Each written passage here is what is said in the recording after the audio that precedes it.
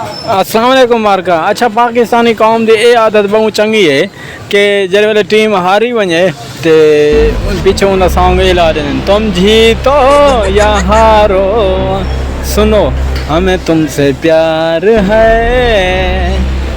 अरे कोई नहीं यार, हार गेंदे कोई नहीं। हूँ जमान खान यार वो अच्छा बॉलिंग, अच्छी बॉलिंग का मुजाहरा की थी, कोई गलत बॉलिंग नहीं दिख रही यार। बहरहाल ये हारना ही, बस हार गए नहीं यार, कोई मसला नहीं यार। पाकिस्तान वैसे भी देखो कि एशिया कप तकरीबन 1984 का शुरू थे। पाकिस्तान आज तक तकरीबन 3 एशिया कप जीती हुए, जिन 84 का ए तक 2 मैच इंडिया, 6 श्रीलंका, पाकिस्तान 3, बांग्लादेश कोई कह नहीं जीती वदा। बस ये ही है मेरा सोना मौज उड़ाओ।